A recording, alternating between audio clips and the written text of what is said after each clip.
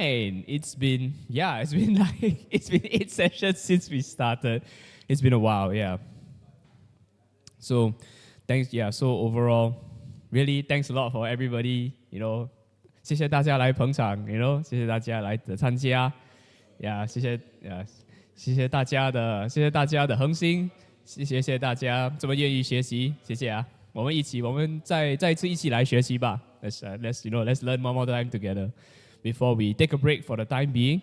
We'll from what we heard last session, most of us would like to revisit this again at some point.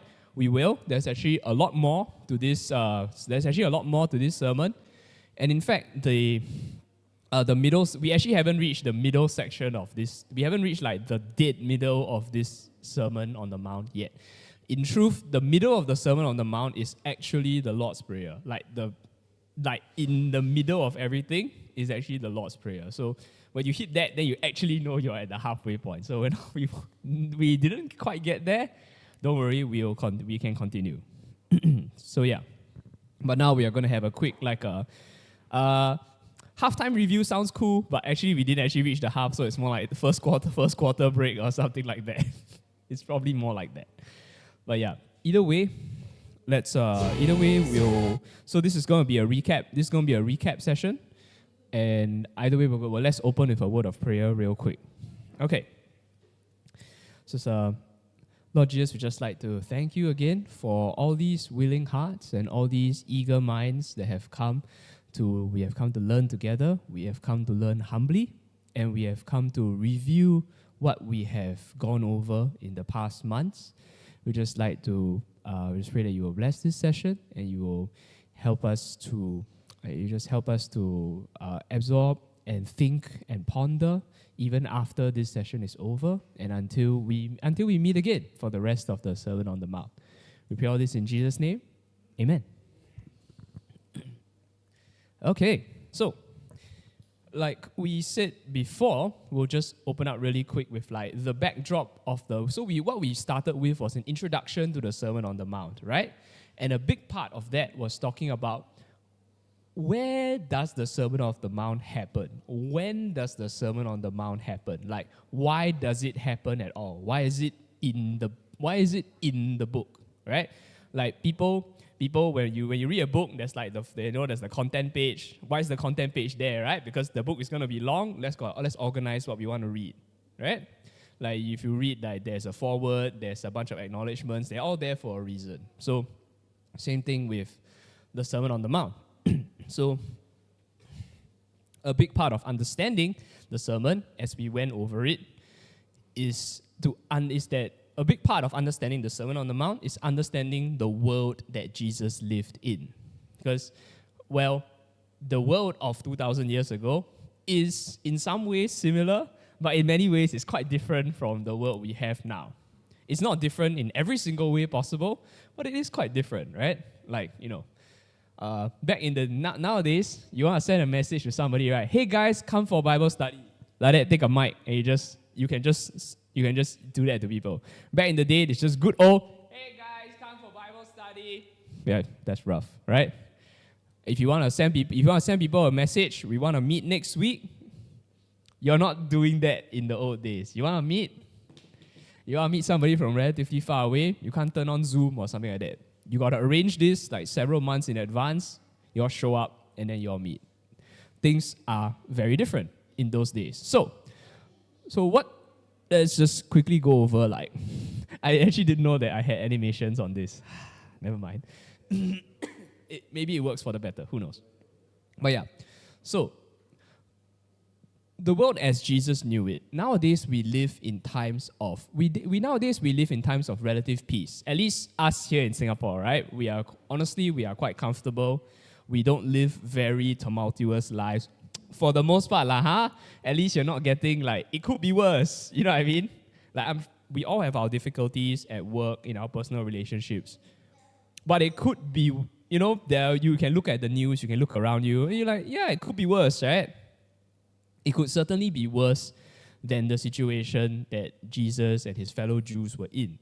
Because as we went over it, by that time, they had been under foreign occupation for like under various kinds of foreign occupation anyway, for like 700 years, give or take. That's a long time to not really own the land you walk on, right? Like, I mean, a lot of us here are adults. You at least have a house, somewhat. Yes, it's a 99-year lease, unless you own freehold. Yes, but you did buy it. It's still more or less yours until the day you die, right? Unless you decide to sell it. You just imagine having generations of people who never really truly own the land they work in, that they live in, that that they have to pay for, and they have to do all kinds of things in this land, but you don't really own it. That does something different to your mindset, right? Imagine like you've been like renters for like 10 generations. I feel like it creates a different mindset in you, right? And it's not as though the person just comes and collects your money and goes, right? These were not particularly friendly people owning your land, right? They were invaders. They came in, they killed a whole bunch of people, and then you're like, okay, this was your place, it's mine now, and now you pay tax, now you pay me to live on this land. Yes, it just feels like you're living in injustice every day. So that's kind of, that's the mood that Jesus was going in, right? The people that he is speaking to have been living with this injustice for a very, very, very long time. There's a lot of anger, there's a lot of dissatisfaction, there's also going to be a lot of questions, right? Like for a while, you can be angry. For a while, you can resist. There are resistance movements that come up from time to time. Some of them are more successful than others. But eventually, this leads to some questions like, what the heck are we doing here, right? Like, what's going on? How do we conceive of ourselves? It's important to know that the Jewish nation is a nation that progressively comes to believe in one absolute deity, in Yahweh, and then it comes the question of like, what's your relationship with God at this point, right? This was supposed to be their promised land and all kinds of other things, right? This was supposed to be their promised land. This is a land of goodness that was given to them 1,000 years ago. That's what they believe, right? But you've spent most of that actually under foreign occupation. It's a difficult thing to think. It's a difficult thing to think about, right? What's your relationship to God? What's your relationship to God's kingdom? What is Israel? What are the Jews as like God's people at this point? There's all kinds of questions. So, yeah, and of course, the place that Jesus chooses to start his ministry is a place where there is a particularly large number of questions, right? Galilee is on the border. It's basically Galilee is on the border realm with the rest of the world, because Galilee is to the far north of Israel, as we stated before. Like, this is where they have the most contact with foreign ideas, with foreigners, and there's even a city that's being built at that time. Does anyone remember what it was called? When Jesus was like a young man, there was a city that was being built. It's not quite done yet, but it's being built. Anyone remember what it was called? Okay, anyway, it's called Tiberias, named after the emperor Tiberius. And it was being built while Jesus is a young man. It's a city. It is a sign of the Romans' invasive. Like, to the Jews, it would have been a sign of the invasive power of the Romans, right? They can just come in here. They just go, okay, these are our ex-soldiers, ex-criminals, ex-slaves. We need them. We need a colony, right? We need a colony, a place for them to stay. Our soldiers are retired. This is basically soldiers' retirement home. And they also brought all these other people around to like serve the Roman citizens who are there. So they brought in they brought in people from other parts of the Roman Empire. They brought in like freedmen, and something that I didn't mention originally is that actually slaves, a lot of skilled laborers were technically slaves and servants. Because in order to be there was a whole system to it, right? In order to be a good and useful slave, you needed to know a trade. Right? What use?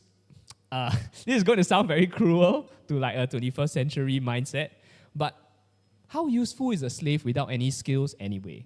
Right? wouldn't a slave be a lot more useful if they were good at something specific? Right? Like, why would you want a slave who can only move stuff around? Shouldn't your slave be, if your slave is going to serve you food, shouldn't they be at least be really good at serving you food? Right? If the slave is going to hold your clay tablets, wouldn't it be a lot more useful if the slave also knew how to write? So you can actually tell them what to write on the clay tablets and they're not just holding it and, 做bo, right? It's like, while you're holding it, why don't you write some stuff that I want to say? So that was the society they lived in, right? There were a lot of, and even people who are freed from being slaves, they will be called freemen. Even these people eventually end up in subservient roles in society for the most part. Because that's just how that works, right? You have a trade. Basically, you still work for the same dude.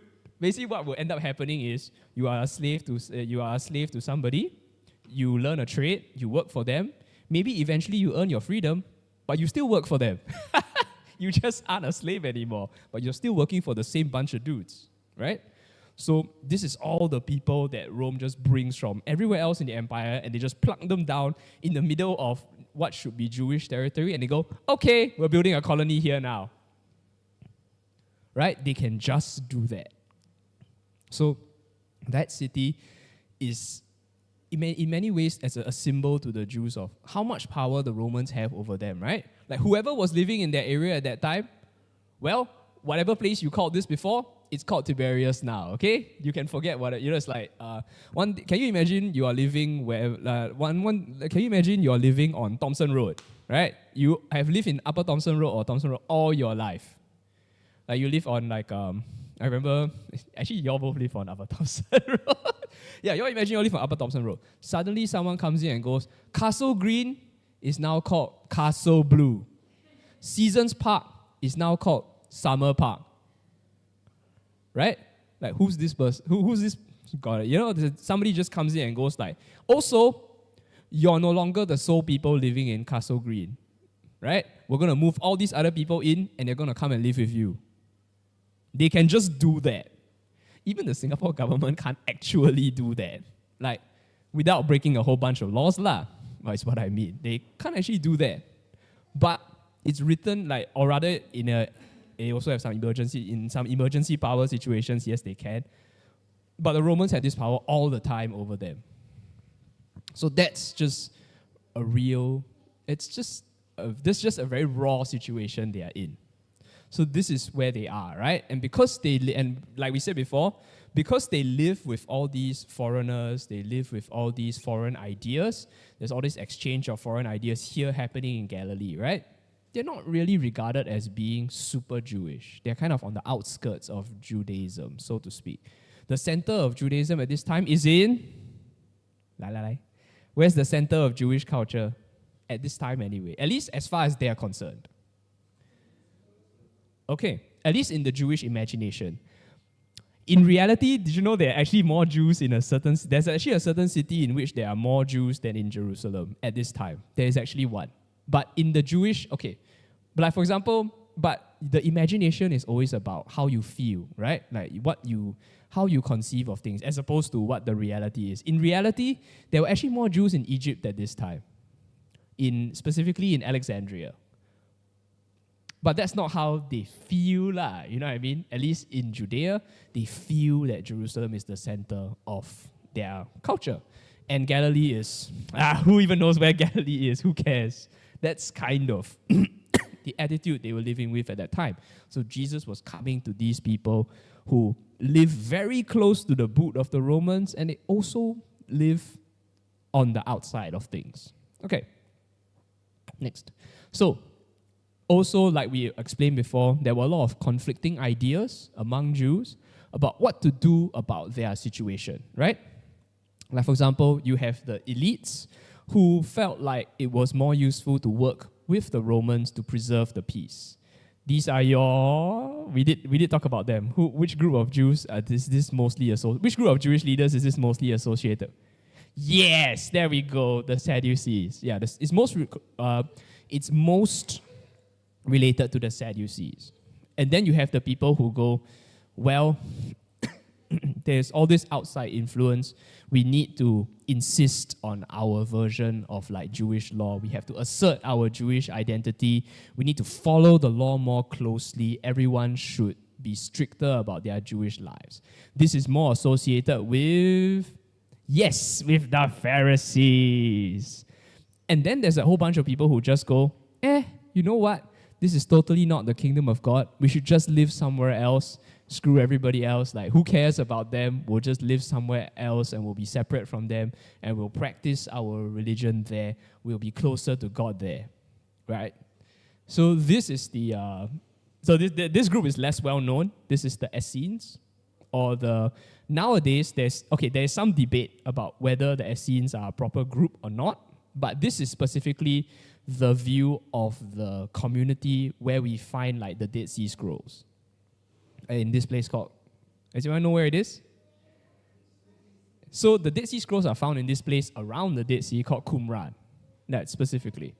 So there are different ideas about how to deal with their situation at this time. And of course, it's been 1,000 years since the Jewish law was laid down. Circumstances have changed, technology has changed, the world itself has changed, right? Their relationship to each other, to the land, to foreign countries, that has all changed. So in some ways, their practice has also spent some time changing. So Jesus is coming in also in a time of like where things are shifting, things are changing. And you also need to remember that when Jesus is a young man, when Jesus is an adult, more when he's an adult, you have to remember that we are only maybe like 20 odd years away from what is known as the Great Jewish Revolt. In around like 20 odd years from the time Jesus dies, the Jews will raise a huge revolt that lasts several years and costs tens of thousands of lives. Like tens of thousands of lives, hundreds of thousands of people will be displaced by this conflict. We are. Does anyone know the phrase like powder keg? So it's like it was once said of Europe in the 1900s that Europe is like the leaders of Europe are like men smoking in an arsenal. So you know what an arsenal is?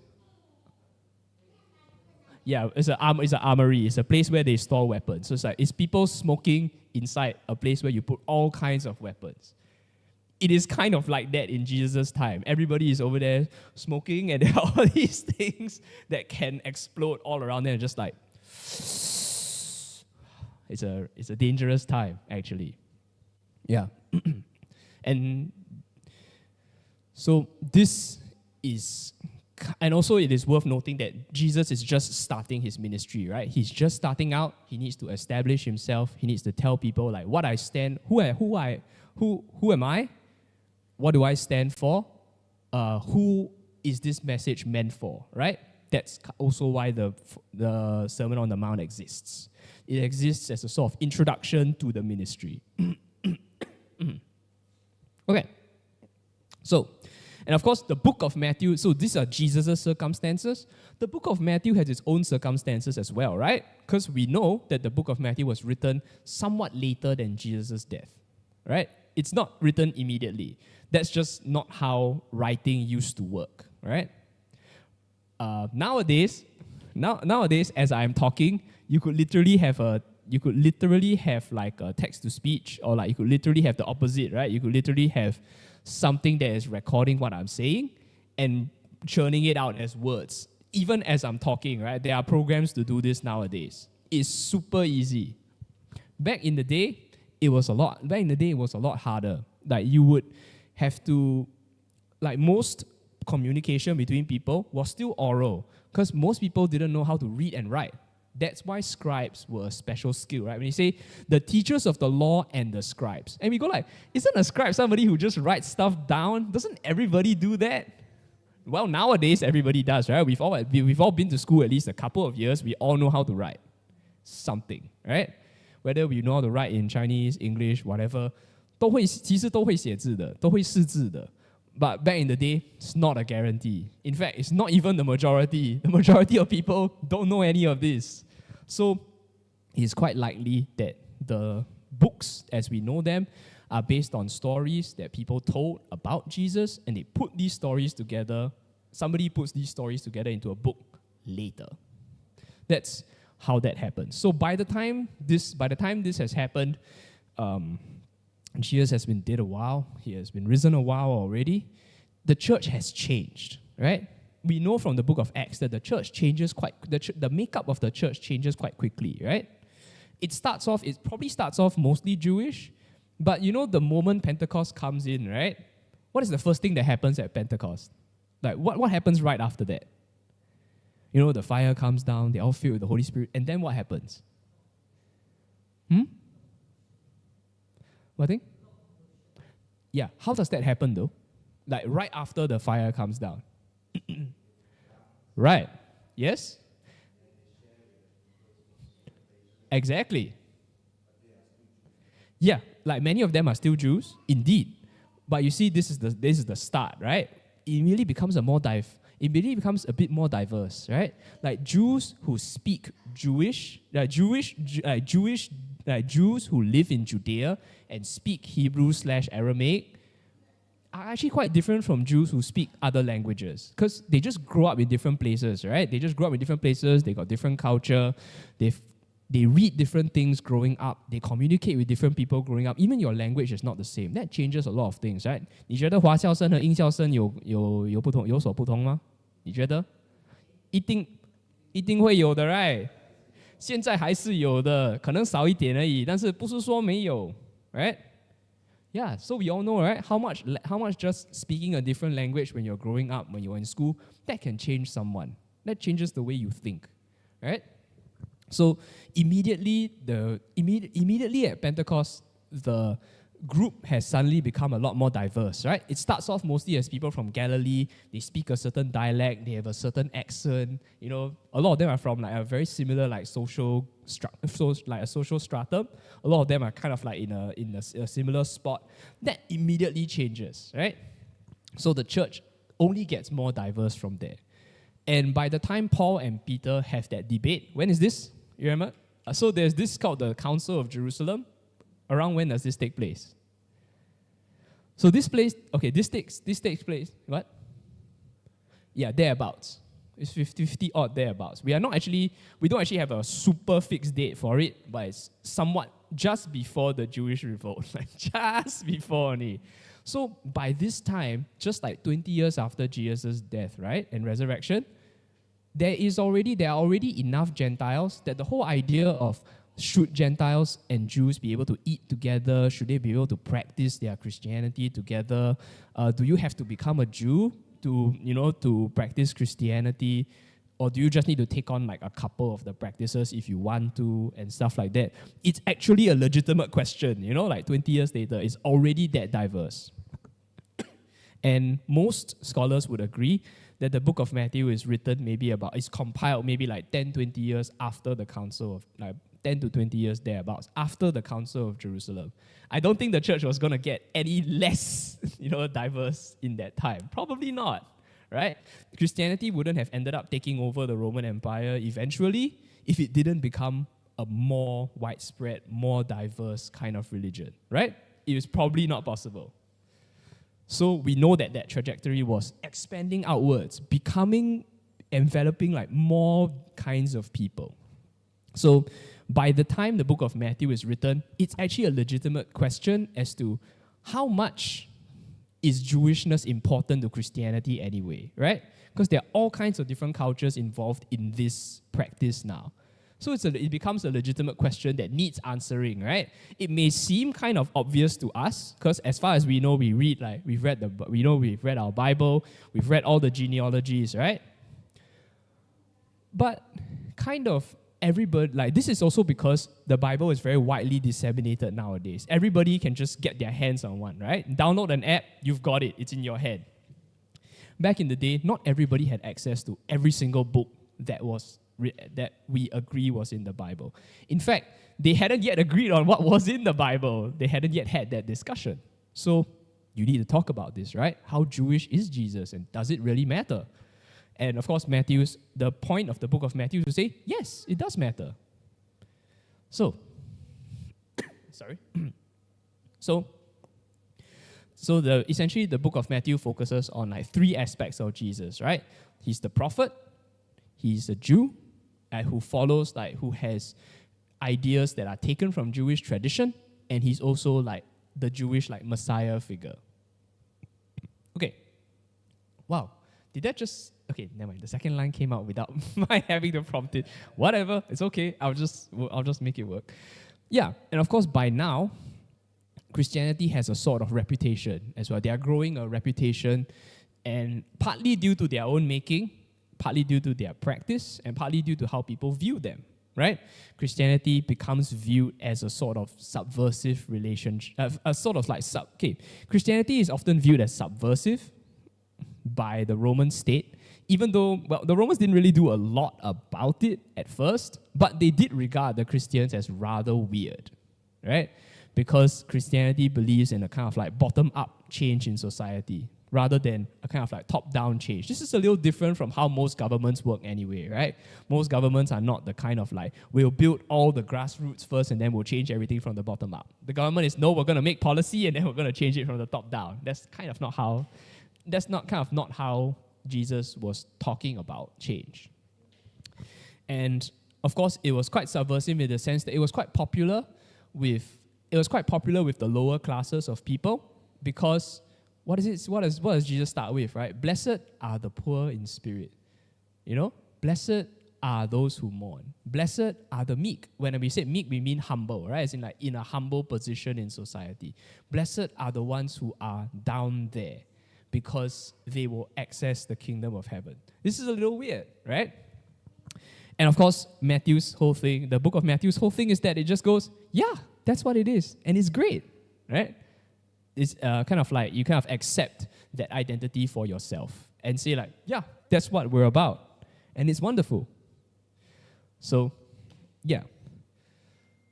So, one of the things so essentially there's this whole thing about, in a world where Mike makes right, the book of Matthew also wants to assert that it's love, it's right relationships with people, and that actually makes things right in society, as opposed to ruling through force.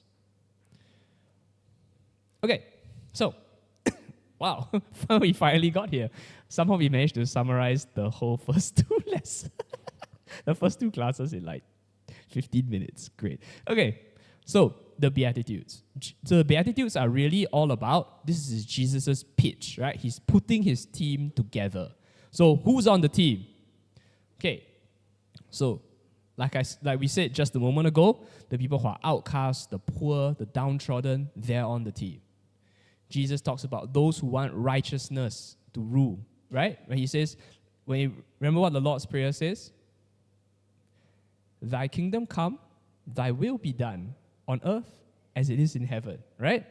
So righteousness rules on earth. Jesus is trying to say that the people who want to be on the team, you got to want righteousness to rule on earth, just like it does in heaven. And by righteousness, he means God is in right relationship with the creation. Creation is in right relationship with itself. We need to be in right relationship with one another. That's what we explained in the lesson previously.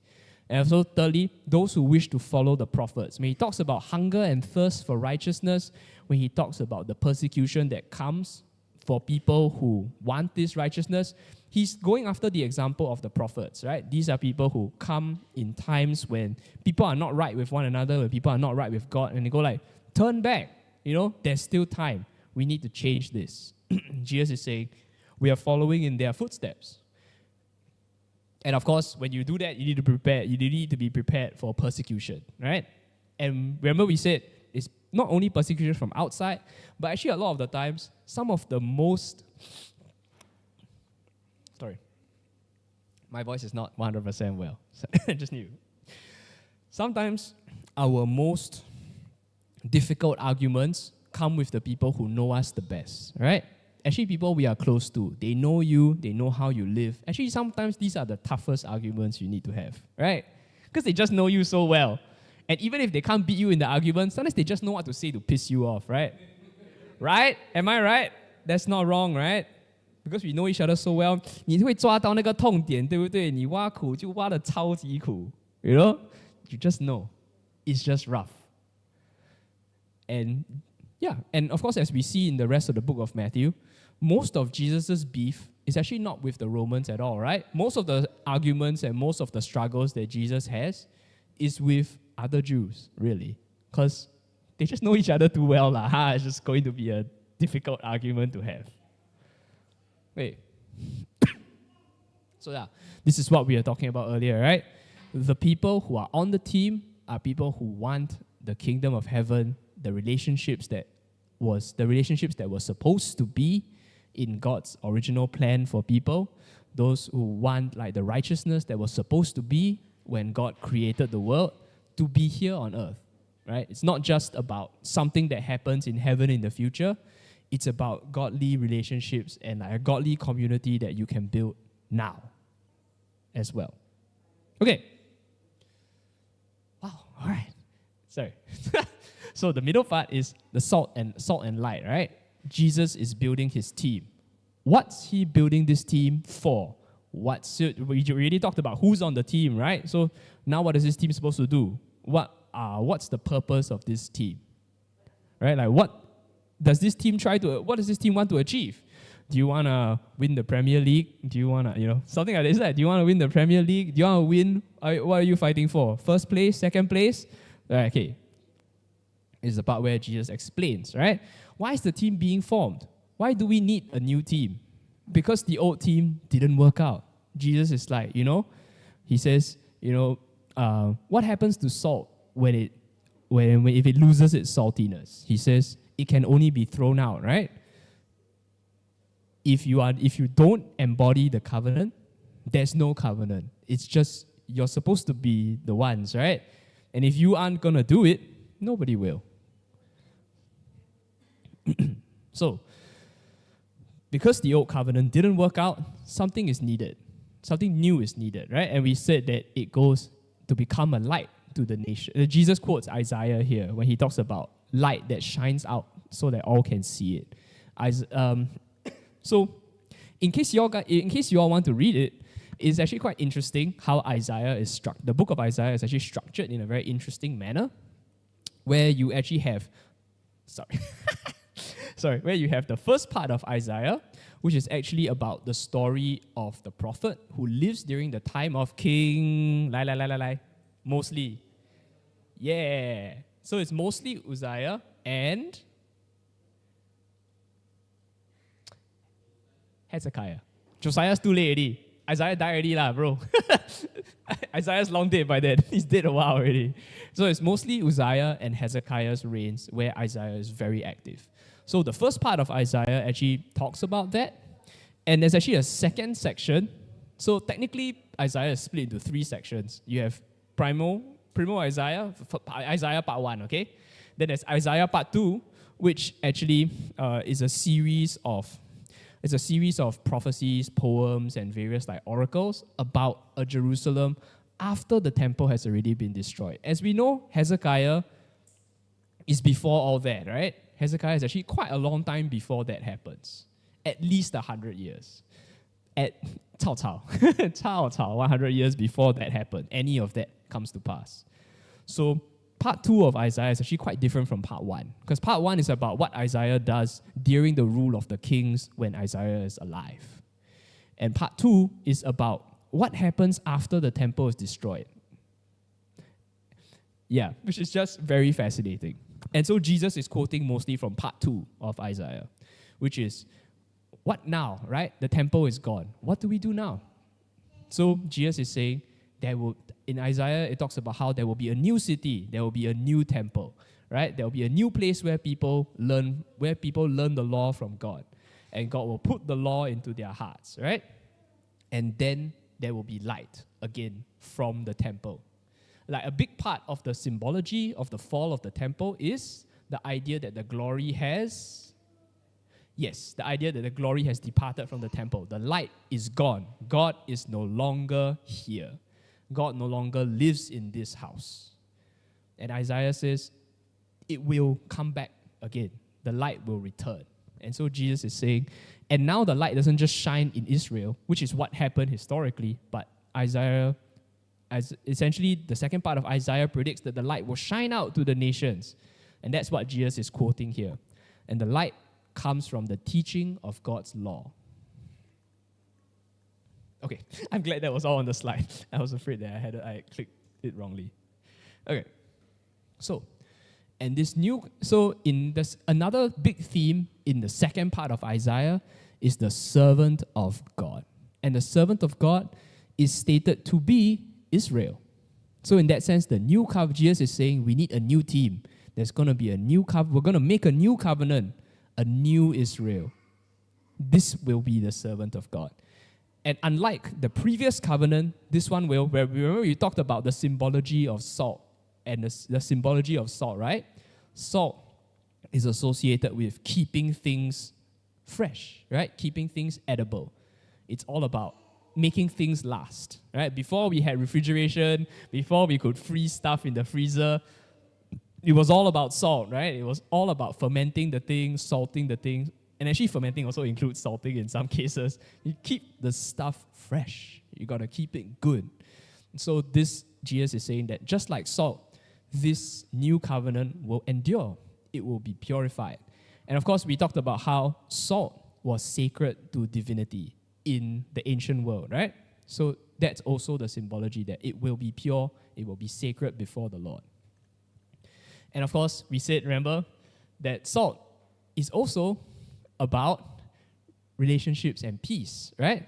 Salt was used as a peace offering between people. When you want to make peace with somebody, you would share salt together, and then you will be friends again. Like it's symbology, right? It's symbology for, that's why in Mark it says, have salt amongst yourselves and be at peace with one another. There's this idea of that's what salt should do. And when we live righteously with one another, there will be salt between us, right? There will be peace. And you shine before all the earth instead of keeping it to yourself. If you keep this, as far as Jesus was concerned, if you keep this good news, you keep this way of becoming right with other people and being right with God to yourself, it's no use. You effectively renege. You renege on that covenant. You renege on God's hope for all people. Right? You're saying, this hope for all people, it's not for everybody, it's just for me. Jesus is like, no, it's for everyone. Right? Remember, the light goes out to all the nations. It's not the light goes out to you. The light goes out to me. The light goes out to maybe just this corner of Singapore. Jesus is like, nonsense. Not like that. It's for everyone. Okay. Wow, we're rolling. Nice. Okay, so Jesus, so he moves on to talk about his law, like what he thinks about Jewish law. And it's definitely worth understanding, like we said, that by this point in time, it is, and honestly in our times as well, oh, I didn't bring my water bottle. Oh dear, never mind. Oh, is it there? Okay. I guess I'm just doubly blind. Yeah.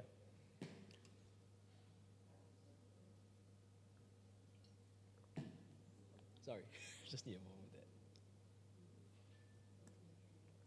Yeah, so, okay, it's definitely worth noting that when we talk about law, we are talking about the interpretation of law.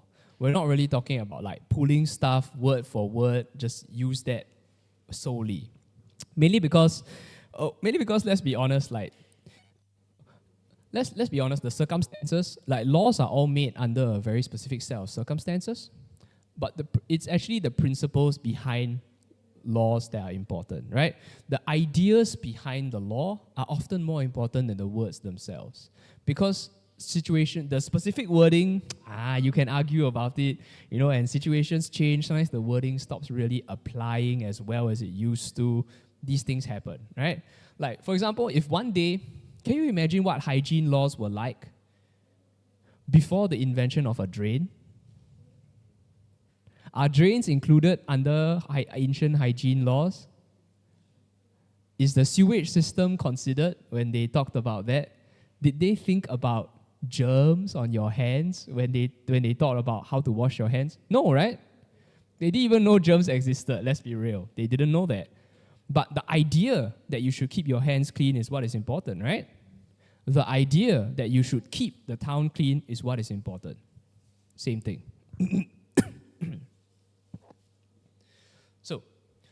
So as far as Jesus was concerned, the Jewish law is very, very important, right? He says, heaven and earth will pass away before a word of the law will disappear, right? But they're not completely static either, right? Like they are very, very important, but they're not utterly static. It shouldn't be like stagnant water, right? That doesn't help anybody at all. So, but see, when you talk about how laws adapt, how laws change, right? There are some parts of them that remain important. What's important about the law that we need to keep? And Jesus kind of says that any interpretation of the law should return to this like higher ideals, like higher divine ideals that were given by God in the beginning. The other thing that Jesus wants it to be is that he also, even though it appeals, it has to strike a balance. We want to return to these higher ideals when the world was made, but we also want it to be applicable to people as they live now, right? Like things, the way things are now. Like remember Hui Hui talked about how. Do you remember after the last session what Hui Hui shared? When I was sharing about how Jesus's law statements about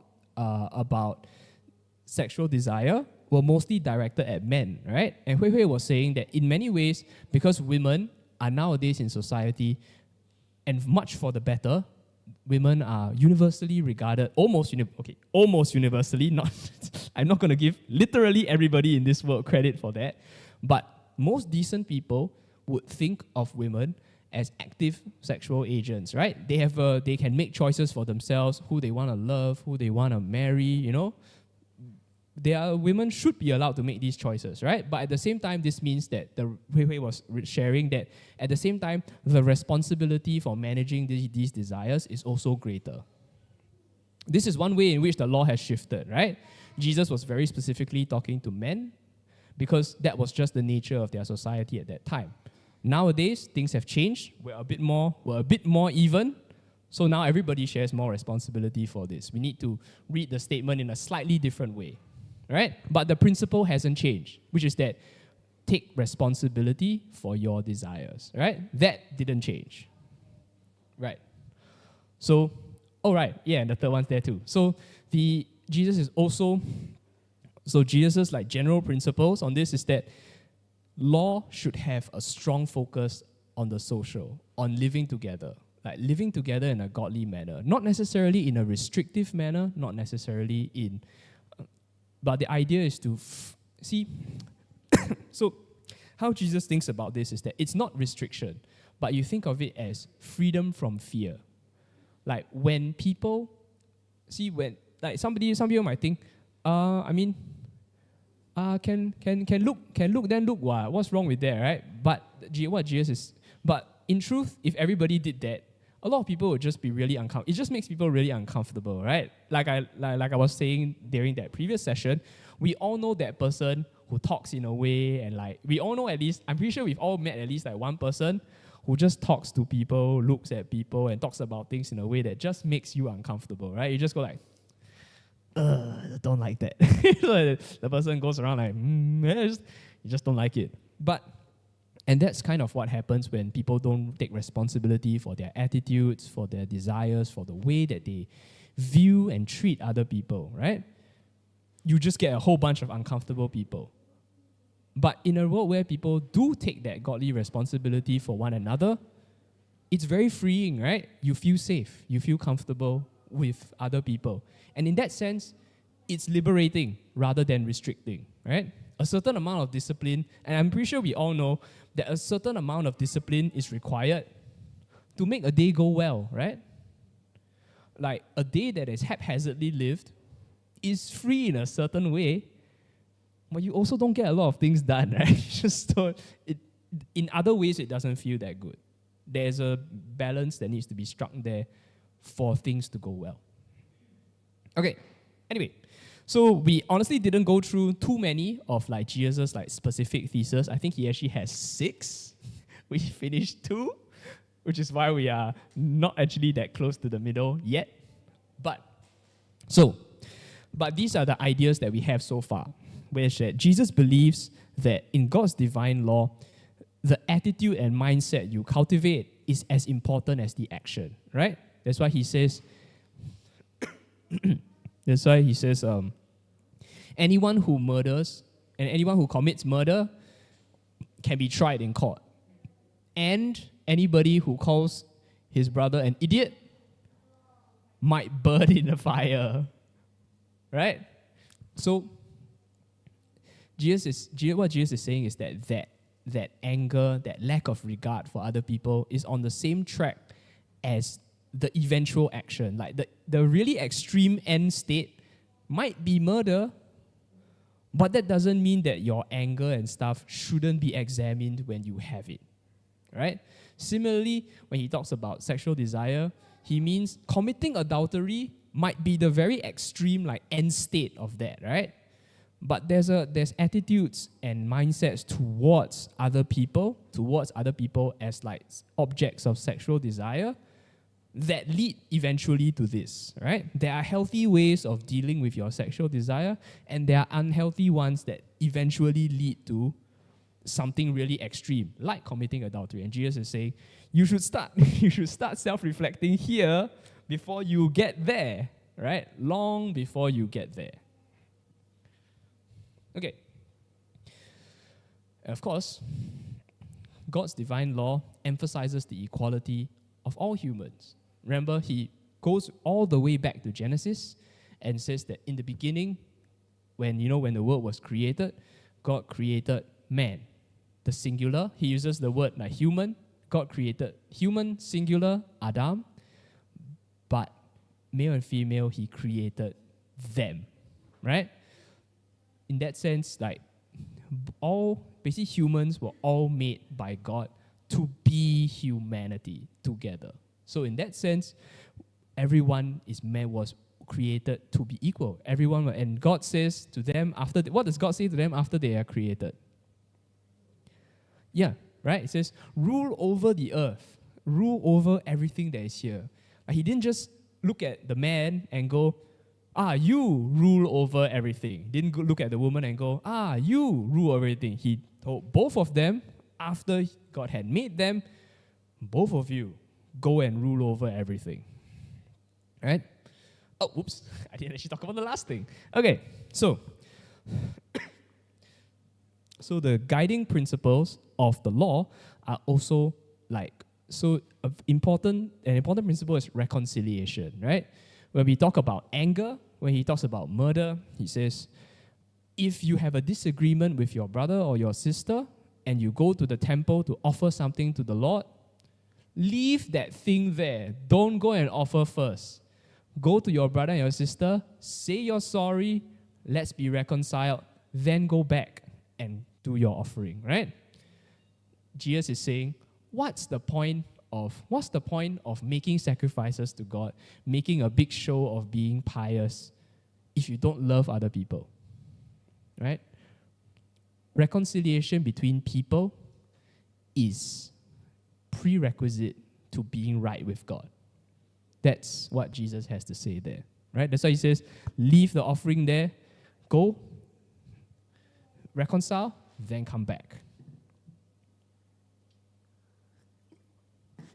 And of course, the other flip side of that is that if you don't reconcile with people, if you continue to have these like attitudes that devalue others and you hurt them in your heart, you hurt them with your actions and your words, well, Jesus' answer is that eventually there will be so when we say reciprocal, it just means what you do to people will be done to you lah. So he says there will be retribution for that. There will be consequences. So yeah, this is essentially where we are right now. This is actually as far as we got. So, yeah. This is effectively as far as we went this time. There's actually a lot more. Jesus goes on to talk about some other laws that he thinks are important. And he goes on to, after that, talk about how to practice, like fasting, praying. And that's where the Lord's Prayer comes in. And it goes on for a while more after that. So if we do want to come back to this, we can. It's probably going to take a few months for me to make more slides anyway, so I have to ask for your patience there. Please be patient. It'll take a while. It took a while to come up with these in any case. But yeah, so, and I mean, if you want to go back and you want to I'll release these slides to all of us. If you want to go back, you want to read the book of Matthew some more, right, ponder some of these ideas. Like you actually find that these ideas that we, even though we haven't finished the whole sermon, these ideas that we talk about actually run through the whole of the book of Matthew. In that sense, the book of Matthew is quite well crafted from a perspective of what they want to say about theology, what they want to say about the message and the nature and the character of Jesus. It's actually relatively consistent in that way. So I would encourage all of us to keep some of these ideas in mind, to keep the world of Jesus, like the place in which they lived and how the circumstances into which Jesus was born in mind as you read the book of Matthew. It actually makes the whole process a lot richer. Like, for example, it is really fascinating to me that, I'll just give an example. It's truly fascinating to me that oh dear, did something happen?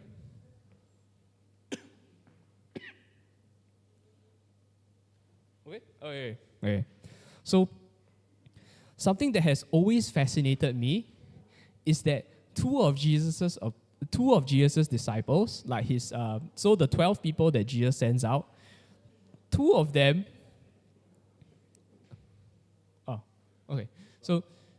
So two of Jesus' disciples, the 12 people that he sends out on the first missionary journey, would have been quite likely, they would have had, I wonder if they ever fought. You know who I'm thinking about? I'm thinking about Levi, the tax collector, and Simon the Zealot. Right? Like I explained before, the Zealots were a very hardline Jewish group, and some of them actually went around stabbing, killing people who were collaborating with the Romans and things like that. That's why they were also called the Sicari. They were in Roman histories they are called the Sicari, or the guys with the knives. They go around stabbing. Yeah, they go around stabbing people, and of course, some of this is like. So I'm going to introduce you all to an interesting word called polemic. So polemic means that you have an axe to grind against somebody, or you have something against or an agenda or a message you want to send, and so you write things a certain way. And of course, many of the writings about zealots come from people who really didn't like them. So it's worth keeping in mind that a lot of the stories of them being basically terrorists come from people who didn't like them very much. Okay? We actually don't have a history of the zealots from their point of view. We don't actually have that. So worth noting. But it's just interesting that, Jesus has one of his disciples from this group of people who are really even if you don't think they went around stabbing people all the time, they were definitely super anti-Roman. And they're eventually part of they are central to the eventual Jewish revolt that happens. So they, even if they didn't go around killing people all the time, they clearly hated the Romans a lot. And then you have Levi over here on the other end, who's the tax man, right? He works for the Romans, right? He collects taxes for them. Everybody hates him. I don't even know how Simon and Levi would have gotten along, right? Yeah, you can imagine that there are probably a few times when like, hold him back, bros, hold him back. He's gonna punch this guy, right? You think about it, how did they ever get along? Maybe they didn't. Maybe they didn't, right? Yeah, it's just interesting. right? So when you read about these things, just think about how they used to live. It just makes the Bible a lot more interesting like that. Sometimes I wonder if Jesus paired them up when he sent them out. Because he just said, he sent them out in pairs, right? I just wonder who he would have paired up. It's just a thought. I just think about it sometimes. Wouldn't it be a fun story? I wonder. If he had paired the two of them together, go talk to them. It's like, they can barely talk to one another, Jesus. What do you mean go talk to other people? Well, yeah, who knows? Yeah, so these are just things that I hope we keep with, these are just ideas that I hope we keep with us as we continue to read the Bible. Just things worth remembering, that the Bible was ultimately written by living people who lived in real times. And understanding these things, understanding these times, and understanding the reality that they had to deal with makes the Bible actually a lot more real to us as well. Because in many ways, some of these times, our technologies may have changed, our country, we're definitely not in the same country, we're definitely not even in the same millennium anymore, but some of these aspects of circumstances don't change, right? Sometimes you just get stuck with somebody you don't like, but you got to work together, right? You got to work that out. How are you going to do that? How are you going to live with that? And knowing that these are things that they were thinking about as well, I think that definitely brings us, it makes things more relatable and brings us closer to understanding what we need to do as well to better follow Christ. Yep, okay. So we are done with this session. And yes, there is a quiz. There's still a quiz. But yes, before that, I realized that I owe people, I do owe people some prizes. Don't worry, I'll pass you all later. I owe people some prizes from the last session. Don't worry, I'll give it to them later. But yeah, let's have our quiz now. Let's go. All right, one last quiz for the road.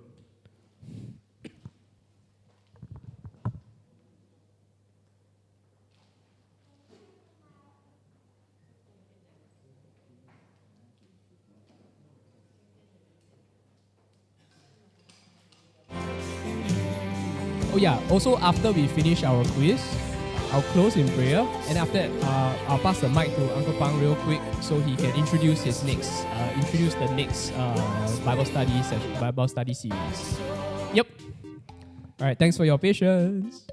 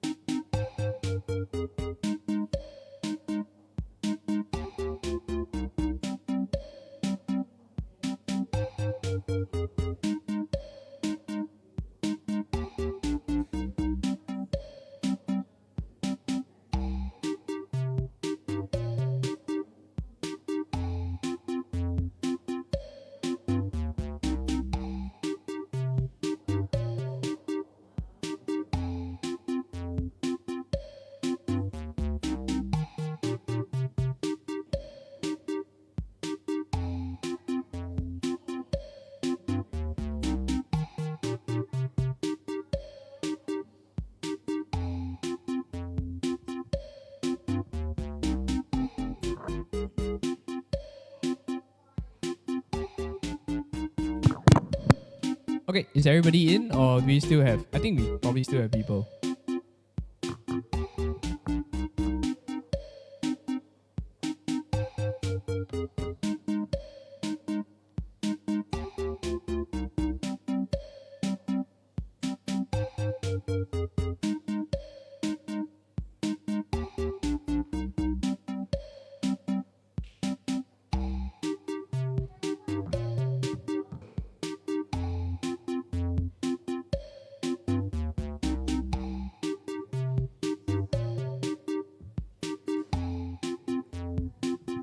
Okay, is everybody in?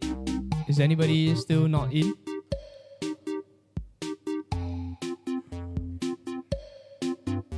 Okay, if everybody's in, then I guess we may have you logged in yet? Oh, never bring your phone today. Okay, never mind. Doesn't matter. Oh well, that happens. Okay, in that case. Okay, if everybody's in, then let's start in 3, 2, 1. Okay, let's go.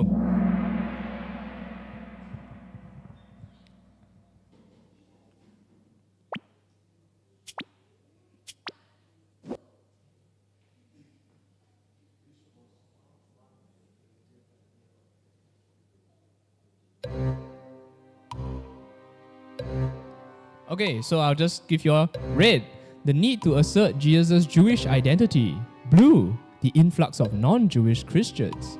Yellow, Roman state-sponsored persecution. Green, early debates about the value of Jewish tradition.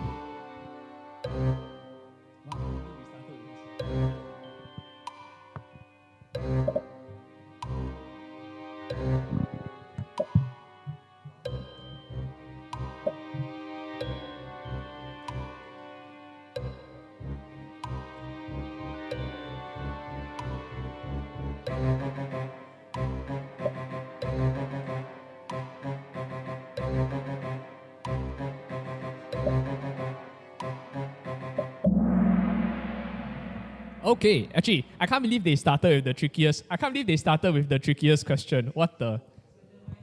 Yeah, okay. The questions are technically randomized in order. I did not expect them to start with the trickiest question. Okay, all right. So, okay.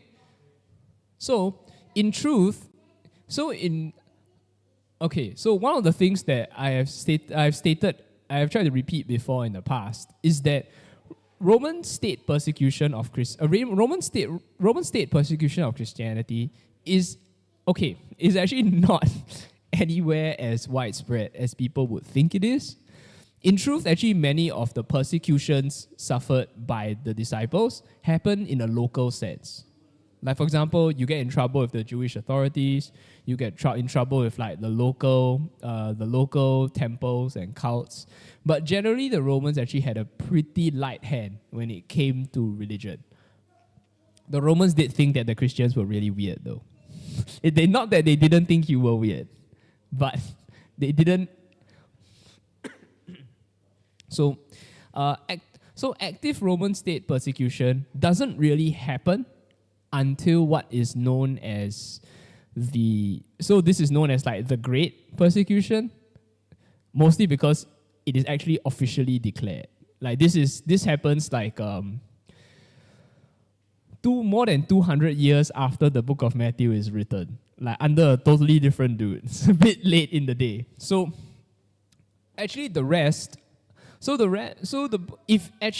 there is one gospel that is written partly due to persecution, that written like in a very big way due to persecution, it's actually the book of John.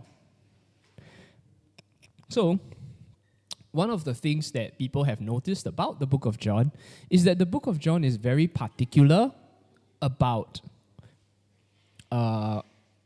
its counter-Jewish stance.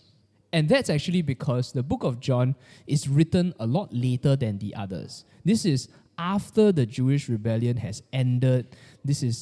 So the reason why the book of John is so intensely counter-Jew is speculated. Well, scholars basically scholars mostly hypothesize that this is because the book of John, the stories that comprise the book of John, are mostly compiled and written after the Jewish revolt is over, after the Romans have finished crushing this revolt, and after they have started to persecute Jews more strongly. And then it kind of becomes a bit so because at first Christianity is viewed as a different branch of Judaism, right? Because let's be real, most of them start as Jews. It starts from the same place, you know? Everybody knows Jesus was a Jew at that time. And it's just like, so most people actually thought that Christians were just a slightly weirder kind of Jew. So it was important in the book of John to separate the theology of Christianity from the theology of Judaism. So in some ways, that stronger tone it takes towards Jews, where they go like for example, there's stuff in John that goes like, you say that Abraham is your father, but out of these stones, God will raise up children for Abraham. You are the children of your father, the devil. I'm just like, yo, what? Okay, yeah, it's got pretty strong language, and that's actually because there is a need to kind of separate themselves out somewhat. Yeah, so that's kind of, I put that one in because of the book of John. So yeah, this one's, they started with the trickiest question. Oh well. The rest are actually reasons that we talked about during the recap about like why the book of Matthew ends up being written, right? Just that, yeah, okay, let's move on to the next question. Yay, sorry.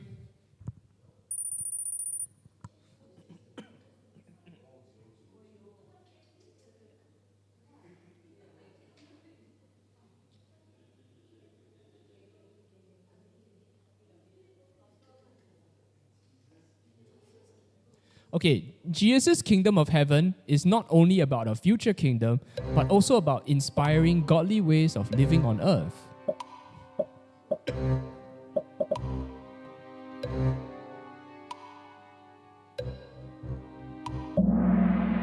Yeah, woo! Okay, right after the hardest question, they just straight away skip to the easiest question. Nice, okay. Nobody got this wrong. Yeah, everybody is correct. It's about living with other people as well. Yes, next, move on.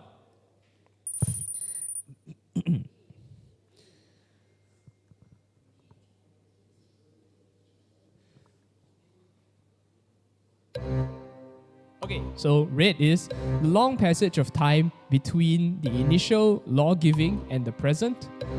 Then green is different theological factions and ideas about following the law. Blue is both red and green are correct. And yellow is neither red nor green are correct. Did they randomize the colors as well? What the? What do I do? What do I do with my life like this? Sorry, it's not red and blue, it's red and green. Red and green, not red and blue. What? I need to go and check this later. I'm very sure those were not the colors, but whatever.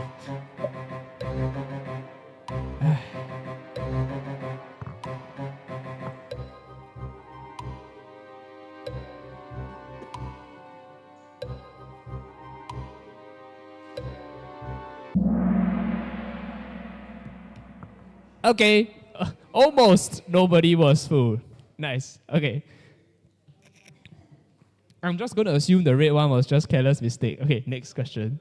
I'm very sure.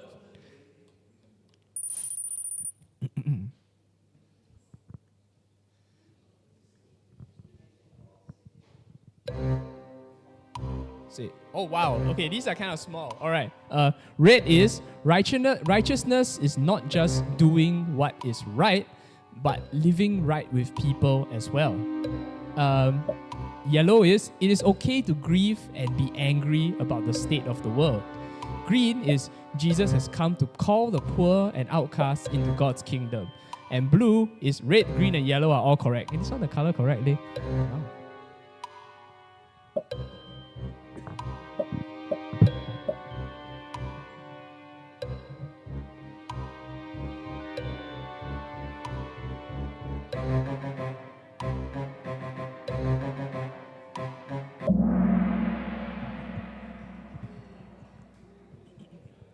Okay, so this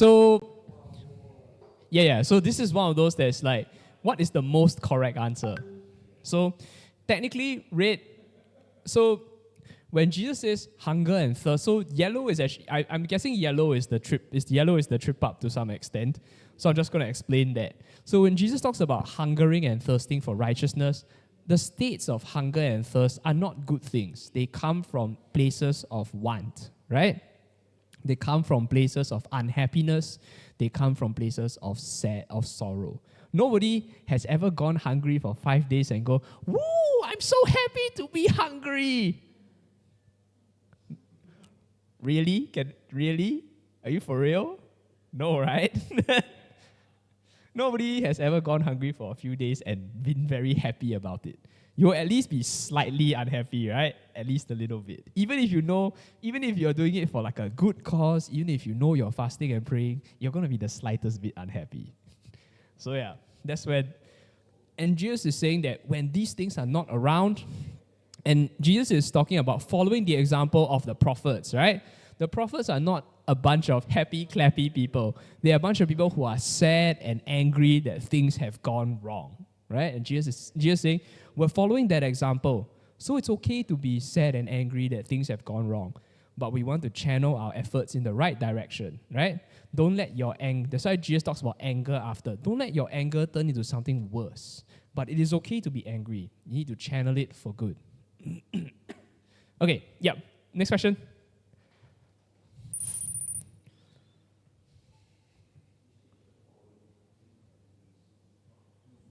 Must not do, Okay, so,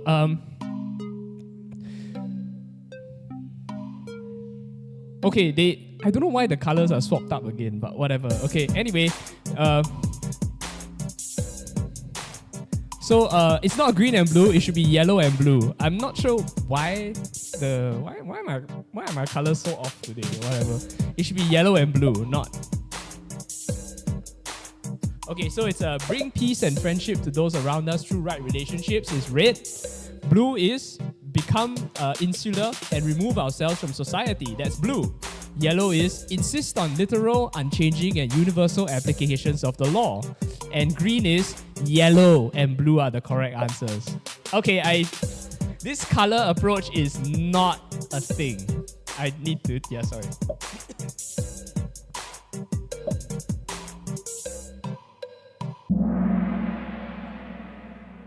So it's actually yellow and blue. I said it was yellow and blue. I'm very sorry about the colors thing. Okay, because I've been trying different ways of like trying to make things more obvious, but it seems like in this case, 是越帮越忙.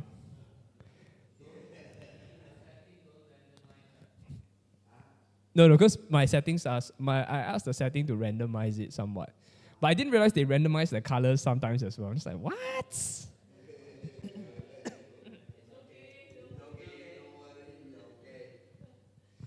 Clearly, I'm not good at tech. Okay, sorry about that. Okay, let's keep going.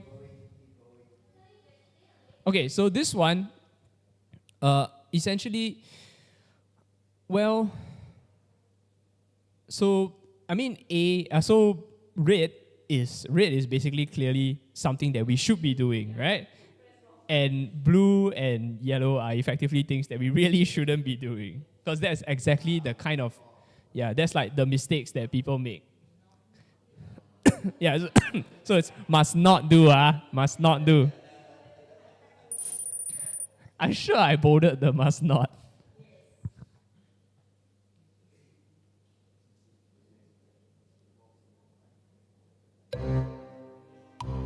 So when Jesus says walk in the light, he means that to being light is not a status, but to be light is a lifestyle.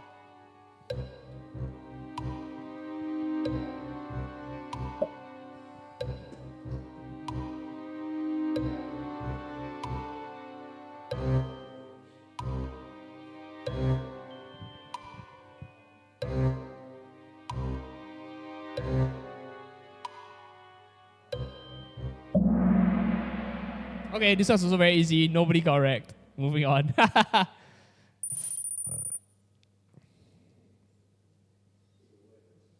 Jesus believes that underlying attitudes and mindsets are as important as our resulting actions.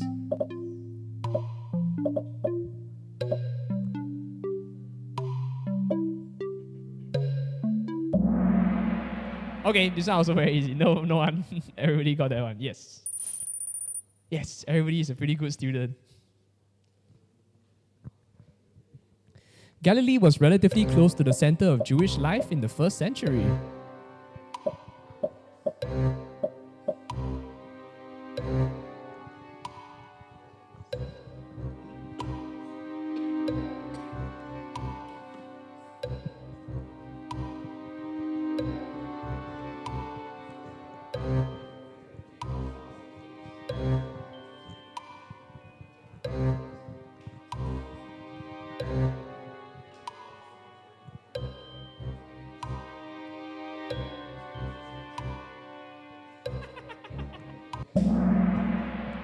Hello. Okay.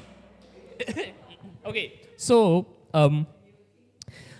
if you look at old, okay. So do you remember what the Great Commission, how the Great Commission goes? You will be my witnesses in Jerusalem. Okay. Right.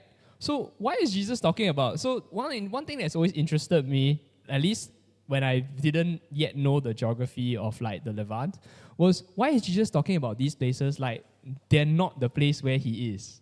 And the answer is they aren't. I probably should have flashed a map during the slides earlier. Sorry. Yeah, lesson to learn, I guess. I should have probably flashed a map.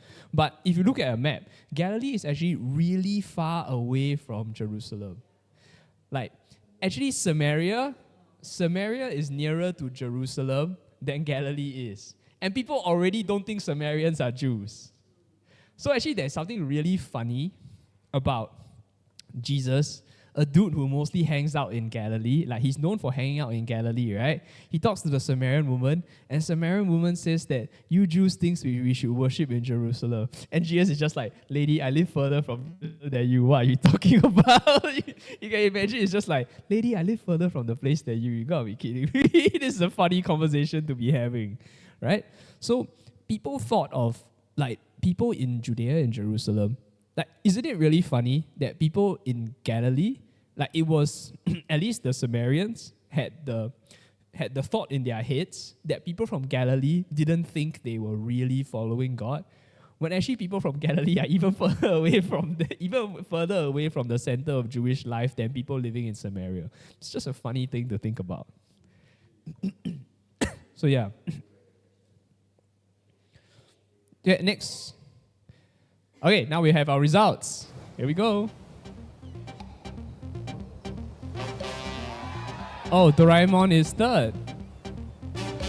And KKKK is... Wow, who's this? Wow, alright. Okay, who is Doraemon? Alright. Yes. Come. I didn't remove its wrapper, sorry, but whatever. Have a cat cover. Okay, and who's KKKK anyway? Okay. Alright, here we go. Yeah, it's a cover for your cup. Yeah. Hey. Right. And then, well, Jolene is Jolene, right? Yay! Also have one. Yeah. Okay. Right.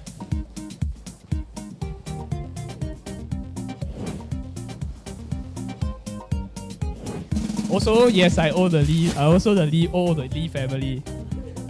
Yes. Okay. Alright. Alright. Thanks for. Right. Overall, thanks again for attending.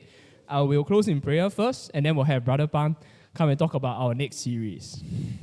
Okay. All right, Lord, I'd just like to thank you for everybody who has come to participate. Thanks for all the things that we have learned, the things that we have reviewed, the things that we revise, the things that we continue to discuss and think about. We just pray that even as we leave this place, as we move on to the next session, just pray that our appreciation of the book we call the Bible will be enriched, will be enhanced, we will be made to understand it more deeply, understand it more richly, and may it grow ever more fascinating to us. as we continue to read it and reread it and read it again. We pray all this in Jesus' name. Amen. Okay, come. Let's have Brother Pan talk about